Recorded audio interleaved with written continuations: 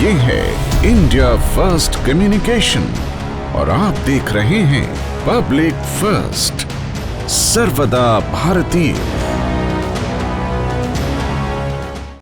Guarantee guarantee guarantee, किसी product की तरह इन दिनों सभी सियासी दल जीत की गारंटी दे रहे हैं। लेकिन उत्तर प्रदेश का प्रयागराज किस पार्टी की गारंटी पर ज्यादा भरोसा कर रहा है, किसे राज करने का अवसर देने जा रहा है? तो लो भैया, देख लीजिए आप भी प्रयागराज की पब्लिक के बिंदास पोल। चुनाव 2024 का आगाज हो चुका है और यहाँ पर लगभग 10 साल से भारतीय जनता पार्टी के सांसद हैं, तो क्या उनका विकास कार्य रहा है और आगे किन मुद्दों पे आप लोग वोट करेंगे? देखिए, सेंट्रल तरीके से देखा जाए तो विकास ठीक है, लेकिन अगर लोकसभा के स्तर से देखा जाए और गांव के स्तर से देखा जाए तो मुझे लगता है कि आज भी गांव बहुत पिछड़ा है और गांव तक सांसद हो या चाहे विधायक, वो ध्यान बिल्कुल नहीं दे पा रहे हैं। लगातार आज हमको लगता है कि 10 साल से भाजपा की सरकार है और वास्तव में भाजपा की सरकार होनी चाहिए, पूरे भारत में सरकार फिर से आनी चाहिए, पुनः आनी चाहिए, नो डाउट। लेकिन जो सांसद या विधायक कह लीजिए, जो गांव के निचले स्तर पे जो जिनकी पोस्टिंग होती है, इनको चाहे वो चेयरमैन हो चाहे वो सभासद हो, ये अपने काम को ठीक तरीके से नहीं कर पा रहे हैं और जनता में बराबर हाहाकार बना हुआ है। जैसे आप तो जानते हैं कि पानी की समस्या बढ़ती गर्मी में आने वाली है और लगातार हमारा व्यापार मंडल इस पे चाहे आंदोलन करता रहा हो, चाहे एक जनसुनवाई के तहत वो सुनता रहा हो, लेकिन आज भी जनता के बीच में पानी की समस्या तो विकराल बनी हुई है। अच्छा, एक तो पानी की समस्या हो गई, जो भीषण गर्मी आने वाली है और अभी दिखेगा आपको, लोग बाल्टी में पानी लेके और दूर दूर से कुआं से और हैंड पाइप से खींचते हुए नजर आएंगे आपको, वो भी दिखेगा। पानी पे तो बिल्कुल काम नहीं हुआ। और सबसे बड़ी चीज़, 4.5 करोड़ रुपए पिछले वर्ष में हमारे यहाँ से ये हुआ था, 4.5 करोड़ का प्रोजेक्ट पास हुआ था, जिसको गौरा परियोजना के तहत वो मिला था, लेकिन वो भी धराशायी हो गया। वो भी पैसा भ्रष्टाचार की भेंट चढ़ गया। आज तक भी पानी उसका नहीं मिल पा रहा हम लोगों को। दूसरी बात है अस्पताल में भी देखिए जाइए तो बहुत अच्छे से लोग क्रिएट नहीं कर पा रहे हैं अस्पताल का। अच्छा, एक सबसे बड़ी समस्या अभी देखिए आ रही है, समस्या स्कूल की फीस भी तो मनमानी तरीके से ले रहे हैं, ठीक। और हर वर्ष जो ये किताब बदल देते हैं स्कूल वाले, इससे भी गार्जियन को बड़ी परेशानी हो रही है। जिनके यहाँ 4-4 बच्चे 5-5 बच्चे हैं, उनके दिल से पूछिए इस महंगाई की जोर में वो कैसे अपने बच्चों की फीस की भरपाई कर रहे हैं। वो मुझे लगता है काफ़ी बोझ चल रहा है, क्योंकि बच्चों को पढ़ाना है और बोझ उनका ढो नहीं पा रहे हैं। तो सरकार को अगर निसंदेह सरकार भारतीय जनता पार्टी की बननी चाहिए और हम लोग भी व्यापारी, एक व्यापारी, हमारा पूरा समाज वो व्यापारी जो है वो भारतीय जनता पार्टी को ही वोट करता है। तो मैं व्यापार मंडल के जिला मंत्री होने के नाते एक सरकार को एक संदेश देना चाहूँगा कि वो सबसे पहले हमारे नगर के लिए पानी की व्यवस्था कराए और पूरे यूपी स्तर को लेकर शिक्षा विभाग में जो एक मनमानी रवैया से किताब को बदलकर जो एक बार हर साल बदल देने पे इनका जो एक मन बड़ा चला आ रहा है, उसमें विशेष ध्यान रखें। आपका नाम? रतन केशर वानी, व्यापार मंडल जिला मंत्री संकल्प।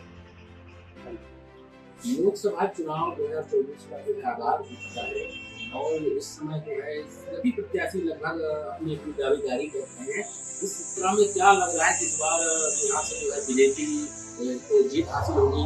यहाँ तक गांधी मजबूत स्थिति में जो है जो हर एक चर्चा ऐसा लोगों के बीच में हो रहा है, तो क्या कहेंगे आप बीजेपी को किस तरह से जीत यहाँ मिलेगी? देखिए, ये बड़ा चुनाव है ना, लोकसभा का चुनाव है। इस चुनाव में जनता के बीच में जिसने काम किया होगा, जनता उसको चुनेगी। यहाँ कोई किसी की व्यक्तिगत कोई चुनाव तो हो नहीं रहा है, जैसे कि आप चाहे जो भी नाम ले मेरे सामने। तो मेरा मानना ये है कि इस समय जो भी मतलब जनता के बीच में, जो महिलाओं के बीच में, युवाओं के लिए, वृद्धों के लिए और किसानों के लिए जिसने काम किया होगा, जनता उनको चुन के भेजेगी। ये कोई व्यक्ति विशेष का चुनाव तो है नहीं। तो अगर आप जानना चाहते हो तो मेरी नज़र में तो यही है कि आप भी जानते हो कि इस समय जनता को ज़्यादा से ज़्यादा लाभ, जो कि 70 साल में लोगों ने सुख नहीं पाया और इस 10 वर्ष में एक एक बच्चे से अगर आप पूछेंगे तो वो आपको बता देगा कि 10 वर्ष में मतलब क्या देखा उन्होंने। और इधर 70 साल में जो कि एकदम से देश को, हम लोगों की भी इतनी उम्र हो गई, हम लोगों ने भी देखा कि इतने साल से जो आप नाम ले रहे हैं उन्हीं की सरकार चलती रही, लेकिन देश में कोई विकास नहीं हुआ। जाके देख प्राइमरी विद्यालय वगैरह में टीचर्स केवल फंड उठाते थे, बच्चों को कोई सुविधा नहीं मिलती थी, ना अच्छी पढ़ाई मिल पाती थी। आज देखिए कि सरकारी विद्यालय हो या सरकारी अस्पताल हो, हर जगह अच्छी व्यवस्था मिल रही है, प्राइवेट से ज्यादा अच्छी व्यवस्था दी जा रही है। इस बार सरकार किसकी सरकार बनेगी, क्या लग रहा है आपको? देखिए सरकार तो भाजपा की बन सकती है, सरकार भाजपा की बन सकती है इसलिए कि मैं भी महिला हूँ और महिलाओं की जो सुविधा होती है, जो महिलाएं अपेक्षित होती है कि उनके बच्चों को पढ़ाना है तो उनके पास में जो विद्यालय हो, मतलब जो सरकारी विद्यालय में वहाँ अच्छी पढ़ाई हो रही हो। और जैसे हमारे लोग की आम सुविधाएं होती है, जैसे बहुएं आई सुबह रात में घूंघट काट के बुलाते हैं और सुबह उनको पकड़ा देते हैं, लोटा पकड़ा के खेत भेज दिया करते थे। तो ऐसे शर्मनाक जिंदगी तो कोई नहीं जीना चाहेगा। तो इसलिए एक महिला के नाते मैं कहती हूँ कि इज्जत देनी, एक इज्जत घर जो सरकार ने दिया था। और आपने देखा होगा कि हमारे शंकरगढ़ में एकदम से झोपड़ी भरी पहाड़ी क्षेत्र था, लेबर लोग मिट्टी फोड़ते थे और बेचारे किसी तरह पन्नी तान के रहते थे। यहाँ तक कि मैं आपको बताऊं कि जब बरसात होता था तो मेरे यहाँ ज्यादा तो नहीं, मैं जितनी मेरी क्षमता थी कम से कम 10 से 15 झोपड़ी वालों को पन्नी में देती थी अपने से, कि बेचारे पन्नी ढक लेते थे, उनके यहाँ पानी न जाने पर। तो ऐसे घरों में सरकार के द्वारा उनको 2.5 लाख रुपया मिल गया, उनके पास मकान हो गया है। तो ऐसी सुविधाएं हैं। अब और आगे जाइए तो इस समय जो आप देख रहे हैं कि जो नारा चल रहा है कि जो राम राम चल रहा है, तो राम का तो हिंदुस्तान है, सभी लोग रामवादी हैं। तो ऐसा भी एक बहुत ज्यादा माहौल बना हुआ है। तो ऐसे नजरिए को देखते हुए लगता है कि भाजपा शीर्ष नेतृत्व जो कर रही है, तो भाजपा को ही जिताने के लिए उनके कार्यकर्ता मेहनत कर रहे होंगे। और आपको बताऊं, विश्व की सबसे बड़ी पार्टी भाजपा पार्टी है। देखिए आम कार्यकर्ता को पार्टी से मतलब है, लेकिन जो दिखता है टीवी में जो आप लोग दिखाते हो, उसको भी देखा कि चंद्रयान में अगर कोई पहुंचा है तो भारत के द्वारा भेजा गया चंद्रयान में झंडा गाड़ा गया है, वो भारतीय जनता पार्टी के द्वारा पहुंचा था, उनके कार्यकाल में पहुंचा हुआ था। तो ये सब चीजें टीवी में जो लोग देख रहे हैं, मीडिया के माध्यम से भी जो देख रहे हैं, और जो आम सुविधाएं हैं, आपने देखा होगा कि यहाँ से शिवराजपुर नगर जाते थे तो गड्ढे में तब्दील, मतलब गड्ढे, रोड पे गड्ढे नहीं थे, गड्ढे में रोड। तो यहाँ से वहां तक जाने में समझो टैक्सी में जो उठापटक होती थी कि अगर गर्भवती की महिलाएं जाती थी तो आपसे बताओ कि यहाँ से ब्लॉक मौसम की हालत गंभीर हो जाती थी। प्रयागराज जाने में तो एकदम असमर्थ रहती थी महिलाएं। यहाँ किसी न किसी ऐसी महिलाओं से डिलीवरी करवाना पसंद कर लेते थे कि वहां जाने में उनकी अवस्था बहुत ही खराब हो जाती थी। आज आप जाइए प्रयागराज जाइए, बड़ी ही जल्दी से समझ लीजिए, जो पहले 3 घंटे 3.5 घंटे लगते थे, मात्र समझ लीजिए 1 घंटे 1.25 घंटे में लोग अच्छी गाड़ी से मरीज को, महिलाओं को लेकर तुरंत इलाज करवा पा रहे हैं। आपका नाम हो? मेरा नाम सुधा गुप्ता, मैं शंकरगढ़ क्षेत्र की समाज सेविका हूँ और काम के नाम पे मैं भारतीय जनता पार्टी की छोटी कार्यकर्ता। लोकसभा 2024 का आगाज हो चुका है और लगभग सभी पार्टियां अपनी अपनी तैयारी कर रही हैं। तो किस तरह से इस बार के चुनाव में जनता जो है वोटिंग करेगी, किन मुद्दों के साथ चुनाव मैदान? इस समय जैसे प्रयागराज लोकसभा से इंडिया गठबंधन प्रत्याशी उज्ज्वल वर्मा को जब से टिकट मिला है, तो जो विपक्ष है, मतलब जैसे भाजपा हो गई या बसपा हो गई, इनकी हालत ख़राब है, क्योंकि इतने मतलब अच्छे प्रत्याशी इंडिया गठबंधन, कांग्रेस और सपा गठबंधन का प्रत्याशी मिला है। शंकरगढ़ में अभी आप देख लीजिए, जब कुंवर रेवती रमन सिंह जी सांसद थे तो शंकरगढ़ में इतना अच्छा विकास किए थे। जैसे एक ट्रांसफार्मर यहाँ पे ख़राब हो जाता है तो एक गाड़ी में लदा खड़ा रहा था, प्लस जाके तुरंत वहाँ पे खड़ा हो जाता है। इतना सुविधा दिए, महिला अस्पताल से लेकर तमाम रोडें, कई चेयरमैन जब अनुपमा वैस जी थी, तो हर एक गली में समाजवादी पार्टी का विकास दिख रहा है आज भी। और भाजपा का आज लगभग 7 साल 8 साल हो गया, विधायक, सांसद, चेयरमैन सभी भाजपा के हैं। लेकिन शंकरगढ़ नगर में एक भी अगर विकास हुआ हो तो कोई बता सकता है मुझे? ये बताइए, जब से यहाँ पर प्रत्याशी लगभग तय माना जा रहा, हालांकि अभी तक औपचारिक घोषणा हुई है, लिखा पढ़ी में घोषणा नहीं हुई है उज्जवल लमर सिंह की, लेकिन जो माना जा रहा है कि उनकी जमीनी जो है मजबूती है, वो जमीन से जुड़े हुए नेता है, तो क्या लग रहा है इस बार बीजेपी को क्या ये पटकनी दे पाएंगे? देखिए, ऐसा है ना, आदरणीय कुंवर रेवती रमन सिंह जी आदरणीय नेताजी के जमाने के मतलब नेता हैं, और इलाहाबाद यमुना पार में उनकी एक खुद की छवि है। साथ में समाजवादी पार्टी कांग्रेस की जो उनके साथ समर्थक हैं, आज भी जितने समर्थक समाजवादी पार्टी के हैं ज़्यादातर उज्जवल लमर को पसंद करते हैं, इसलिए कोई बिखराव भी नहीं है। और रेवती रमन सिंह जी के विकास कार्य देखा जाए तो हर एक मतलब जब सांसद थे या तो करछना में, वर्तमान में विधायक उज्जवल लमर जी थे, इतना ज़्यादा विकास कर दिए हैं कि लोगों का एक उत्साह है। इस बार मतलब 5 साल पहले मतलब रीता बहुगुणा जोशी जी सांसद, इसके पहले श्यामा सरन जी सांसद, लेकिन क्षेत्र में कहीं विकास नहीं हुआ है। जैसे कि मोदी जी 2014 के चुनाव में पहली बार आए थे, उन्होंने कहा था कि हम किसानों की आय दुगना करेंगे, तो आप भी एक किसान घराने से आते हैं, तो क्या लग रहा है आपको किसानों की आय दुगना हुई? कभी नहीं हुई, न किसानों का आय दुगना हुई, बल्कि अब देखा जाए तो आज के ज़माने में बीज खाद इतनी महंगी हो गई। पहले 50 किलो बोरी आती थी खाद की, आज 45 किलो 1200-1300 रुपया खाद दे रहे हैं, पहले 700-800 का आ रही। इसमें किसान की आय दुगनी कहाँ से हो जाएगी? जानवर देख लीजिए, इस समय जितना का कहते हैं आप आय दुगनी नहीं करेंगे उतना तो अन्ना जानवर खा ले रहे हैं। हर किसान जानवर से परेशान है।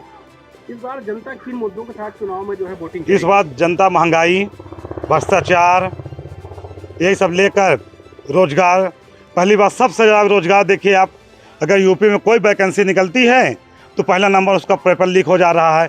5-7 साल में योगी जी मुख्यमंत्री थे, एक भी वैकेंसी क्लियर नहीं करा पाए आज तक। क्यों ऐसा? अभी आप ओबीसी शिक्षक भर्ती देख लीजिए, कितना घोटाला हुआ। इस सब मुद्दे पे नौजवान, युवा, किसान, मजदूर सब बदलाव करेंगे। बदलाव में क्या कहते हैं, इंडिया गठबंधन को इस बार चुनाव जितवा के केंद्र में भेजेंगे। आपका नाम है परिचय? मेरा नाम लाल साहब यादव, विधानसभा अध्यक्ष समाजवादी युवजन सभा 12 प्रयागराज। किसानों का कोई हित नहीं हुआ है ज़्यादा। किसान परेशान है, जो है यूरिया से परेशान हो जाते हैं और सिंचाई से परेशान हो जाते हैं, छुट्टा मवेशियों से परेशान हो जाते हैं। समय पर सिंचाई की सुविधा नहीं है, किसानों से बिजली का बिल लिया जाता है। ये तमाम सुविधाएं हैं। सरकार के घोषणा के बावजूद भी यहाँ किसानों का अनदेखा हो रहा है। अच्छा, जैसे जब पहली बार मोदी जी चुनाव मैदान में आए थे और सरकार बनी थी, उन्होंने कहा था हम किसानों की आय दुगना करेंगे, तो आप लोग किसान हैं, क्या लग रहा है आप लोगों की आय दुगना हुई? किसानों की आय कहाँ दुगना हो रही है? किसानों को वही केवल सम्मान निधि जो दे रहे हैं उसी से एक लुभावनापन है, लेकिन आय में कोई परिवर्तन नहीं है। आय वैसे के वैसे है, बल्कि कुछ कम हो रहा है किसानों का। आय ज़्यादा दुगने की बात क्या है? क्या कहना चाहेंगे जो मवेशी आवारा घूम रहे हैं, कितना किसानों को इनसे फायदा हो रहा है या नुकसान हो रहा है? किसानों को इसमें कोई फायदा नहीं। इसमें कर्मचारियों को जो दुनिया भर पशुपालक हैं उनसे सरकार से जो है सब योजना मिलती है, और उस योजना के अंतर्गत वो जो है कि सरकार से फ़ायदा लेते हैं, लेकिन सब किसान जो है परेशान रहते हैं। तो इस बार आप लोग, जैसा कि समाजवादी पार्टी, इंडिया गठबंधन, कांग्रेस का गठबंधन के प्रत्याशी के रूप में शायद उज्जवल लमर सिंह को टिकट दिया जाए, तो क्या लग रहा है बीजेपी के प्रत्याशी जीतेगा या उज्जवल लमर सिंह जीतेंगे? नहीं, बीजेपी के प्रत्याशी यहाँ बिल्कुल नहीं जीतेंगे, केवल उज्जवल लमर सपा ही जीतेगी, इसलिए कि यहाँ की जनता बहुत त्रस्त हो चुकी है। ऐसे क्या खासियत है उज्जवल लमर सिंह में कि यहाँ की जनता उज्जवल लमर सिंह को चुनना चाह रही है? वो क्षेत्रीय नेता हैं, ज़मीनी नेता हैं। यहाँ सुख हर गरीबों को और सबका सुख दुख वो जो है समझते हैं। यहाँ गरीब हैं, किसान हैं और व्यापार वाले हैं, वो सब से मिलते हैं, सबका जो है सम्मान करते हैं। आपका नाम और परिचय?